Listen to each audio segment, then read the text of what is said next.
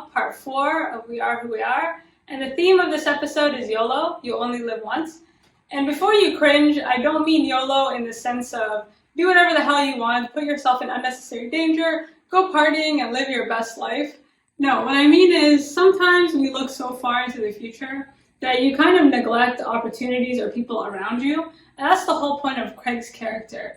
And for what little he's been in the show so far, I really feel his purpose and I really feel his relationship within the group, and more so just the dynamic within the group. And this is really a teamwork makes the dream work episode.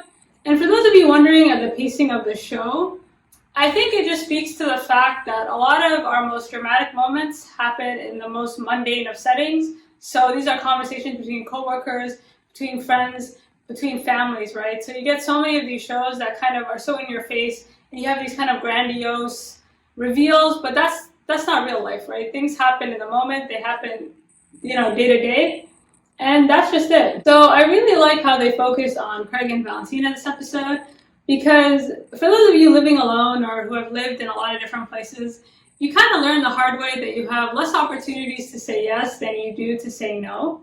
And Craig's character, watching him within the group, everybody keeps their own distinct personalities, right? And again, his character kind of emphasizes this point that tomorrow is never promised. So he literally has to live right here, right now. And I do like that every episode is titled Right Here, Right Now, because it kind of illustrates or shows the importance of living in the present moment and not really worried about tomorrow, because quite frankly, tomorrow is simply not promised. So the only thing certain in life is change. Change between friends, change between families. What's true today is not true tomorrow. And coming off the tension in the last episode where the friend group was kind of fractured, people weren't really talking to each other, or if they were kind of beating each other up. Craig's kind of deployment, or the fact that he's basically leaving to go into war, kind of triggered all of them to set their differences aside and really kind of come together to create this happy memory. And I feel like in doing so, it's kind of a subtle acceptance of, okay, maybe we're not friends like we used to be, but that doesn't necessarily have to be a bad thing. I think the way they set up these conversations is really interesting. Although you may not agree with somebody, or you may not have the same points of views or have the same likes or interests, when you're watching these guys, they live on a base. They're kind of all there for different reasons and different purposes. Some are there because they follow their families. Some are there because, they're soldiers and they have to be here. But just because you're all different doesn't necessarily mean you can't coexist peacefully and sort of create these happy memories. And I think that's the whole point of having such contrast in characters. I think the episode starts off with this paintballing competition. And again, the whole theme here is you have to live by your own rules. And you look at Frasier, and unfortunately, the rules are kind of set up for him to lose, right? Like, he's living on this hyper-masculine base. He's gone through a roller coaster of emotions, and he's not about to partake in even trying to give a damn at this point.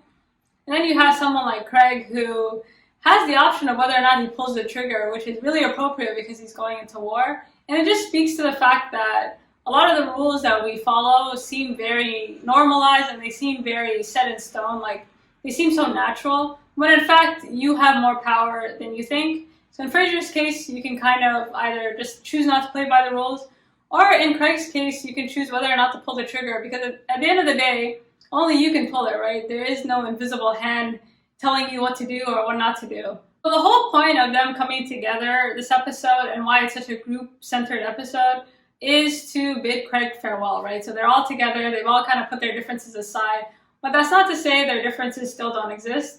And you see that in this prolonged paintball fighting sequence, which granted, I can understand was frustrating because it felt like it just went on and on and on until the end of time.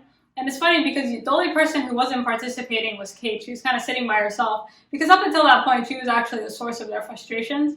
And I think this was a way of just letting sleeping dogs lie. Like, they're all still pissed at each other. They're all still mad at each other, but nobody really knows how to react, right? Like, their friend is leaving. And that's the thing, like, how do you react to this? How are you supposed to behave when you get such sudden news?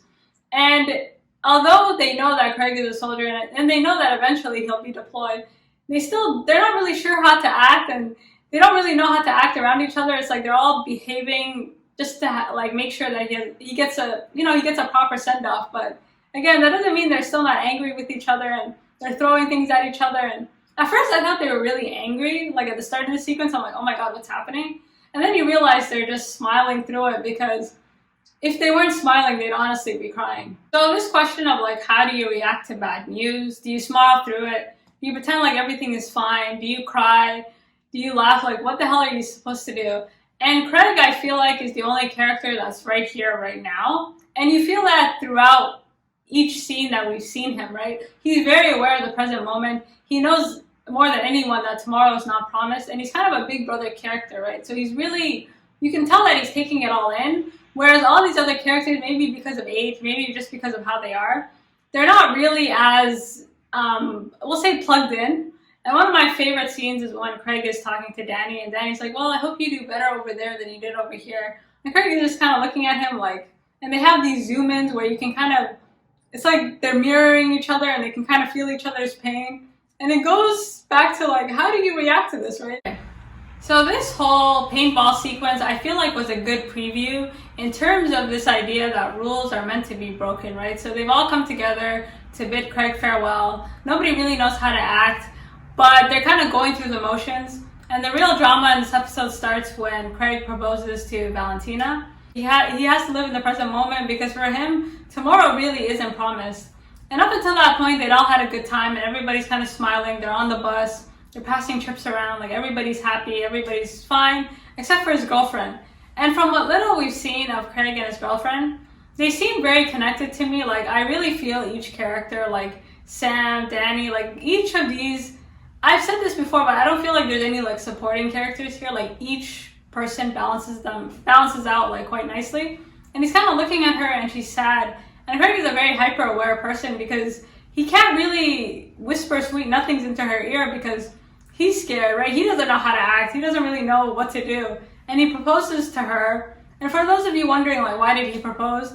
I mean, why not, right? Like, he loves her, and this is just, again, the idea where sometimes things are sitting right in front of us, and you kind of neglect them, or you're kind of thinking, we'll do this after, but maybe you won't have an after, or maybe, you know, you'll miss out and let something really good go. So he proposes to her, puts a smile on her face, and I think that smile is what he wanted, right? Whether or not it stays that way, we're not sure, as like Sam's reaction demonstrated.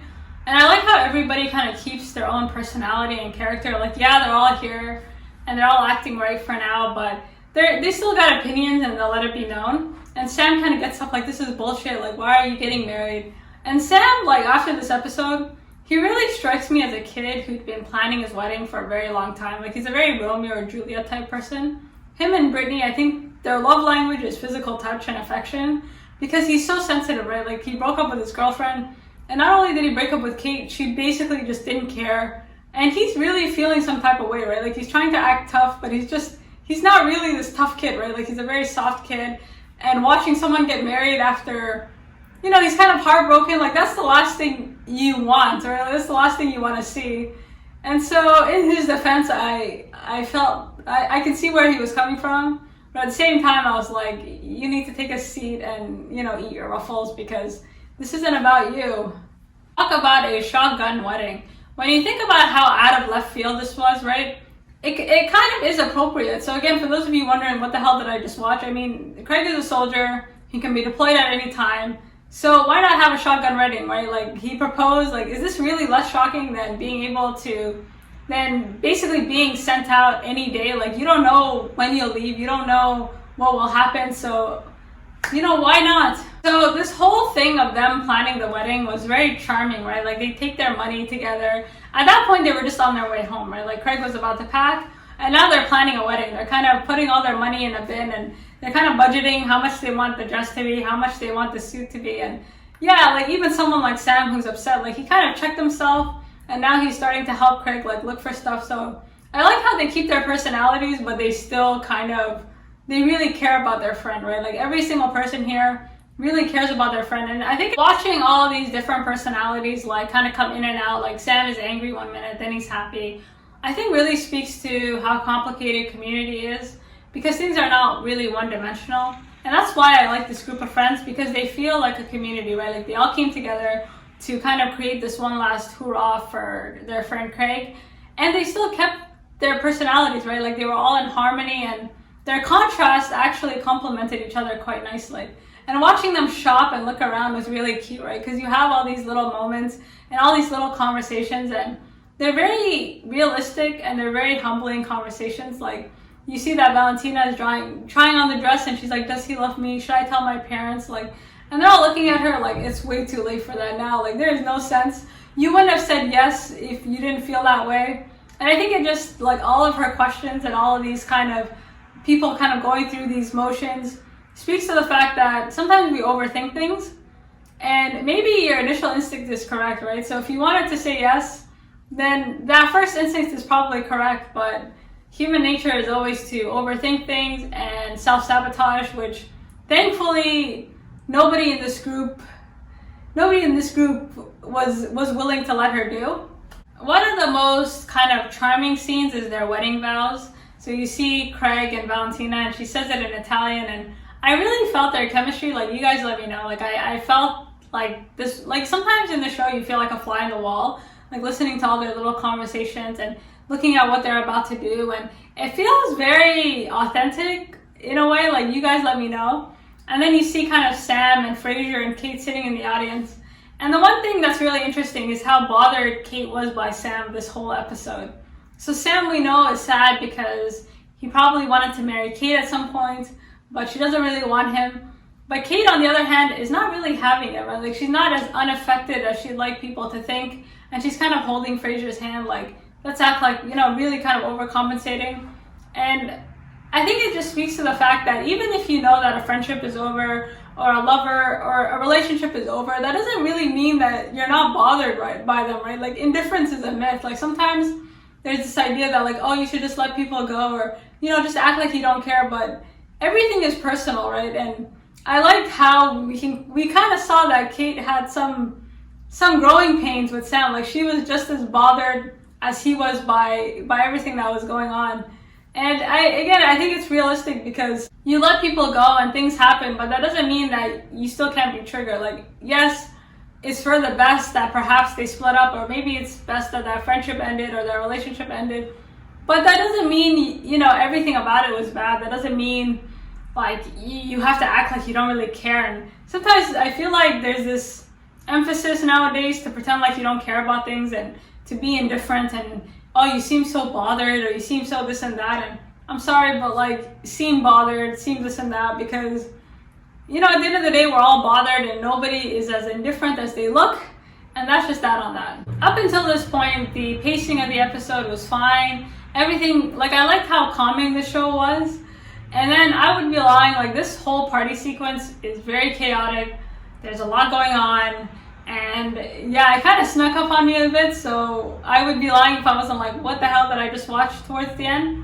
So they get to this Russian villa, and I guess, like, again, they all kind of keep their own personalities, right? Like, Frasier isn't about to jump over a wall because everybody else is doing it.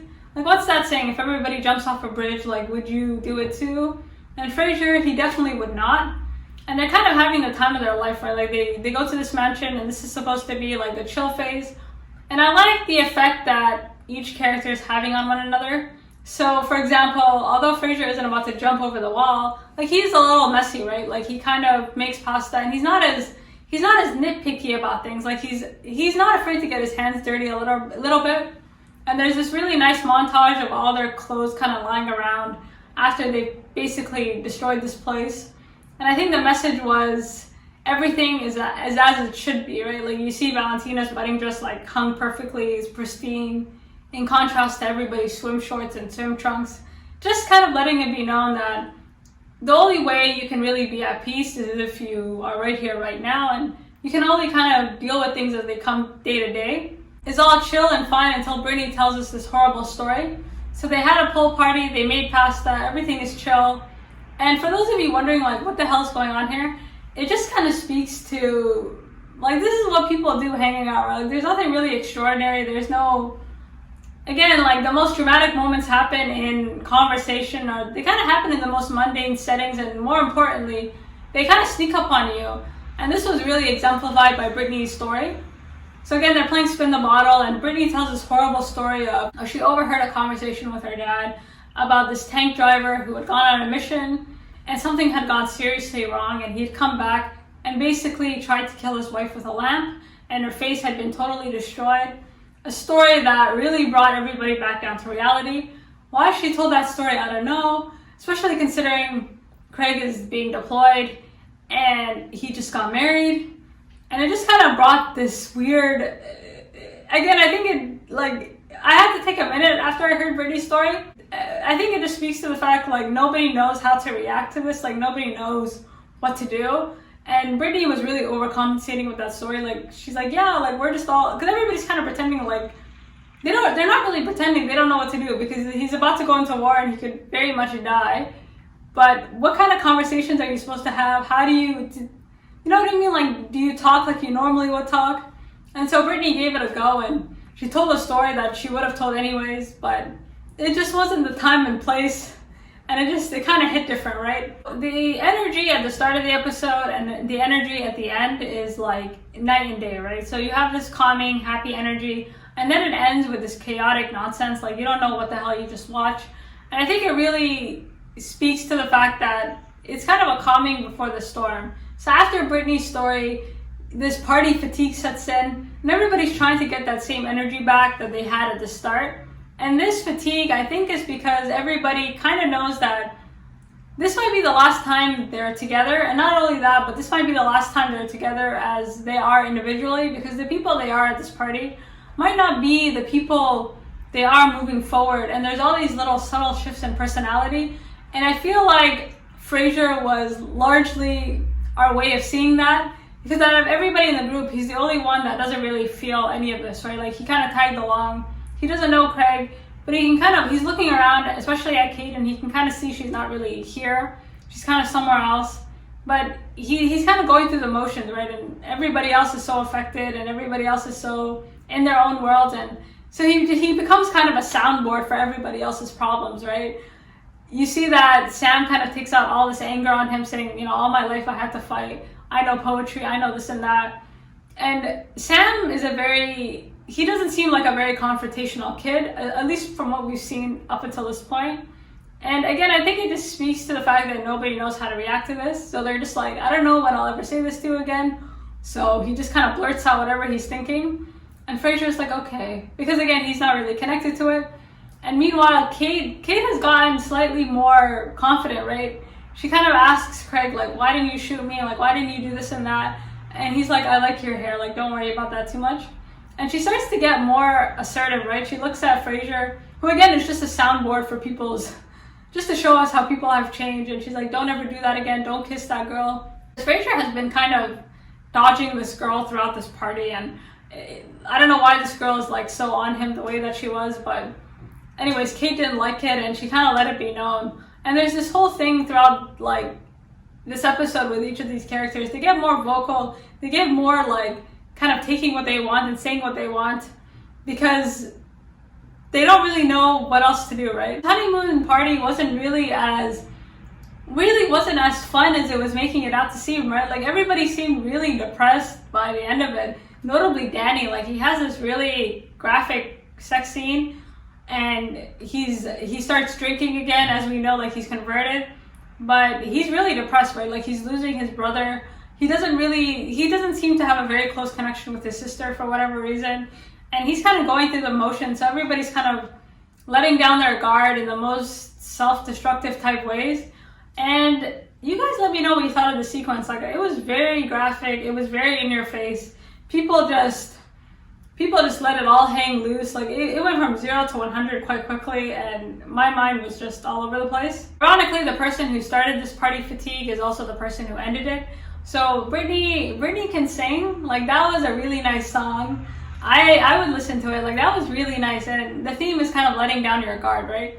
And Brittany, like Craig, is probably the second person who's very right here, right now, in my opinion. Like, she's very aware of the changes. Like, she reads into social cues quite nicely, and she can kind of sense that people are changing, and she really wants communication. But I think it's true, right? Like, sometimes when we go through things, we're very isolated, and we're very self-involved, especially as teenagers. Like, I know I was a very self-involved person. And that wasn't an attack on anyone else. It was just kind of like, I'm going to go through what I'm going through, and then when I'm done, I'll let you all know like what's happening. And I feel like that's Kate.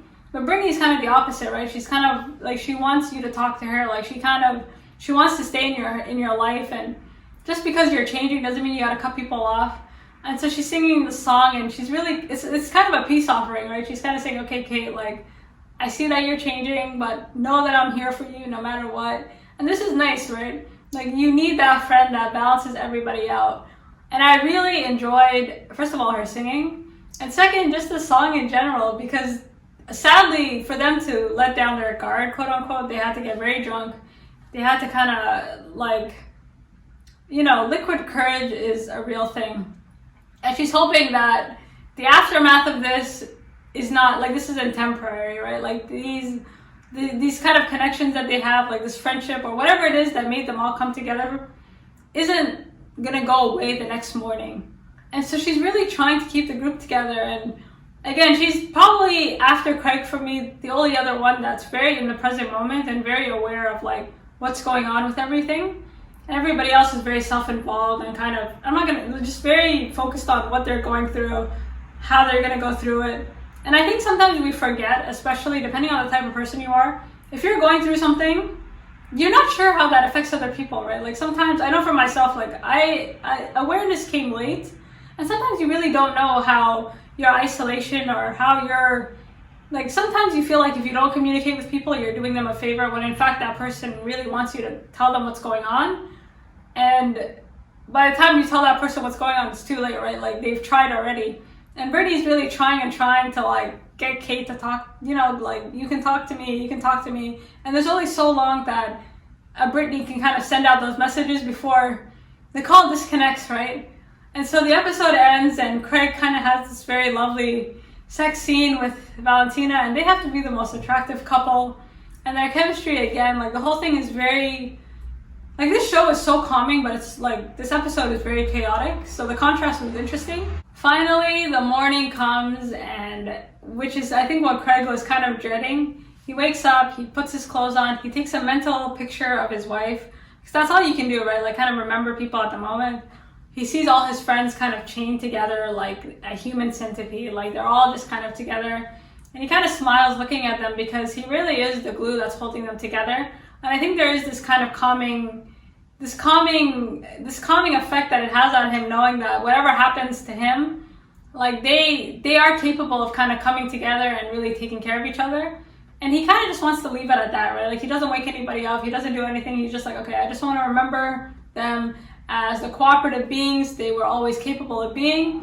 And with that, he's off, right? And that whole song that plays at the end while Chloe Sevigny is sending them off was really nice. Like I had to let that song play till the end because it was so perfect, right? And if you're watching Craig, he's like one of the last people to pick up his bags because, I mean, partly because he's probably hungover, but also partly because what's true today isn't true tomorrow. And it's crazy how, I think it's true, right? Like life can change in a minute. And I think Craig's character is meant to really emphasize and show that. Like him being a soldier is really meant to show that and really show all of y'all, like, you can't wait too long and you can't like look too far into the future. Sometimes you just have to be present, and that's really all you can do. So overall, I liked that episode. It was chaotic, I'm not gonna lie to you. There was a lot going on, and it kind of snuck up on you, right? Like it starts off as one thing and then it kind of goes into this very dark corner and you're like, oh my God. But I think it did a really good job of utilizing Craig's character and just this message of you only live once, and how so many of us kind of miss out on people and opportunities right in front of us because we kind of literally don't see the obvious, right? And that's true, right? Like a lot of us don't see what's right in front of us, or you think there's something better, or, I mean, all this to say there's no right time or wrong time to do anything. Like what's that saying, like you make plans but God laughs? And that's really the crux of this episode. So overall, like there's a lot to assess here. And I think that's why the show is so weird, because it kind of does things so nonchalantly. So you're kind of watching it like a fly on the wall, and then I have to analyze it and I'm like, wait, what? Like I have to watch that again because I don't know what to say. Like they had a party and he got me. You know, there's just all these things going on and all this commentary you can make. that's not really obvious until you sit and think about it for some time. So anyways, like, you either hated that episode or you loved it. Like, this is the halfway point. You're either gonna stick with it for the next 4 or you're gonna drop off. So let me know what you think, and until next week.